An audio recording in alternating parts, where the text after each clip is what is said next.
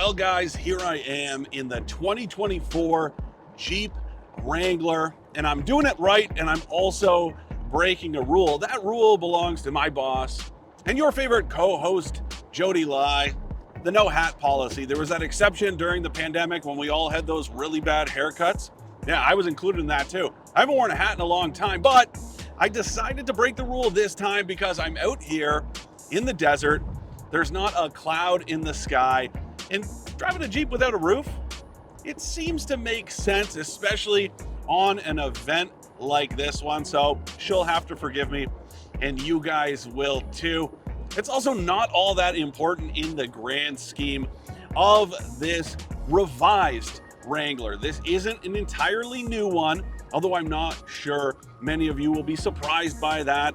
This JL version only came out, I don't know, 6 years ago or something like that. Product life cycles being what they are, that's still very young, especially when it comes to a vehicle like this one, and especially given how improved this JL generation was compared to the JK before it. Not that there was anything wrong with it, but this one is just better. And that's what this revised 2024 version is all about. Just subtle refinements when it comes to the on-road experience, and then more capability off-road, which we are going to get to shortly. But I do want to start out by talking about some of the stuff that matters, like this infotainment system. So this is a 12.3-inch touchscreen, and it is standard across the lineup, which is new this time around. You had not such a great one before. It's very good. It's running that Android Auto OS, whatever it's called. It's fast, it's responsive. It's also a backlit display, which means it doesn't wash out on a day like today. I'm telling you, I'm not just regurgitating marketing speak here. Even in this kind of light theme with these white screens as your backgrounds, it is very sharp. I don't have any issues. I had Google Maps running earlier. It is very good. That I like. Does feel cleaned up a little bit, and then you have the same controls as before. Nice and tactile knobs and buttons. All of that's very good. The powertrains too, nothing is different. Now this one I'm driving is the 4xe, the plug-in hybrid. So it uses a 2-liter turbocharged 4-cylinder with an electric motor, a battery pack. It's good for, I don't know, something around 35 or 40 kilometers of all electric range. I have it in the hybrid mode right now as we are heading out to the trail. I might switch it over into the electric mode just to see how it is. These will be a little different than the last set of trails I was on in a 4xe, where all that weight really came into play. I'm curious to see how it performs this time.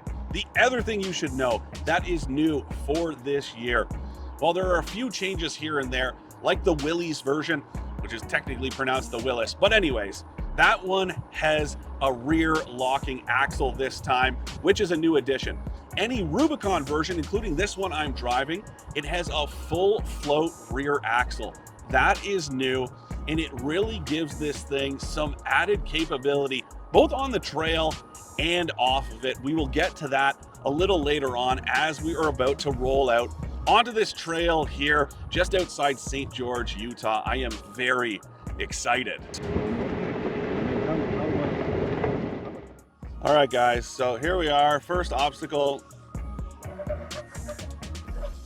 cakewalk, as I'm sure you were all expecting. Now, like I said, I have this in electric mode. I also have it in 4-wheel low, which I think is super cool that you can do with it running on nothing but battery power, because that is a mechanical system. I also have the front sway bar disconnected. Now, that's not new for the Rubicon. You've been able to do that for years, as well as lock the front and rear differentials. So all that stuff is very cool. What's new this time, what I talked about earlier, is the full float rear axle. Now, the big thing that you can do with it that you can't actually do with this Rubicon is tow more. If you go with the 3.6-liter V6 or the turbocharged 4-cylinder on its own, this thing is now capable of pulling 5,000 pounds. And there is a little bit of a demo with an Airstream trailer. I think they said it weighs something like 4,300 pounds, which makes sense. You never want to max out completely. You got to compensate for, I don't know, a big guy like me, a tank of gas, all your gear. So that's going to be interesting. But The other thing is it's just more robust. And for those of you who don't know, how these systems work is essentially a semi-floating rear axle. Well, what it means is you've got the drive shafts inserted into the axle, but then the wheels are bolted directly to those drive shafts. So you do have to worry about torque load as well as weight, robustness, all of that stuff. It limits the size of the wheels and tires that you can run, or at least you should run. But with the full float axle, you have spindles on the ends of the axles. So basically those drive shafts only have to worry about torque input and nothing else. Now, the downside is this 4xe, it cannot do the big thing that the full float offers, and that's tow more. If you go with the 3.6 liter V6 or the 2 liter turbocharged 4-cylinder on its own, you can tow 5,000 pounds, but because of the extra weight of this thing, you can't do that. The same thing applies to the 392 version. All that extra weight means you don't get the added towing capability, but you do get added robustness. You can also swap out your drive shaft on the trail and still have a spinning wheel, which is very, very cool. Now, if you'll excuse me for a minute, I'm about to do a pretty gnarly rock climb.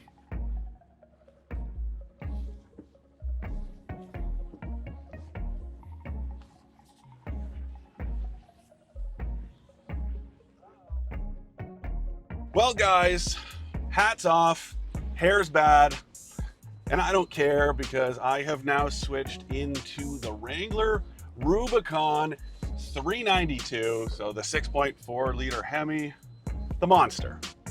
It's a much different vehicle, obviously, as I ease off of this ledge. Now, the other thing I should point out is that this thing has an optional factory winch now that is new for 2024. It's a Warren winch. It's got 8,000 pounds of pulling capacity. I gotta be honest with you, I'm a little torn about all of this stuff. To me, it's kind of robbing the aftermarket.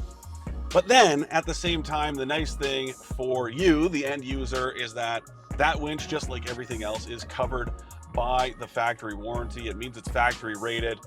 Basically, Jeep has said, yes, this will work. And they showed us a pretty cool demo of, I don't know, something like a 6,000 pound buggy, allegedly, getting pulled up almost a vertical grade. So it does the job really well. And just generally speaking, I mean, this has everything you need and then some. That's always been the case. Obviously, the added capability this time is cool, but again, it's nothing new.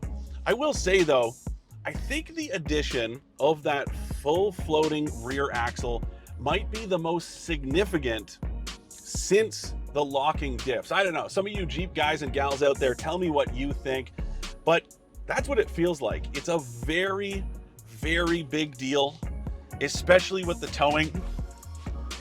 Being able to pull 5,000 pounds with your Jeep seems kind of like the answer to the one question people have had. I don't know where Jeep goes from here, but then again, the same thing was probably true when the JL first came out and then the JK before that. It's just the way it works.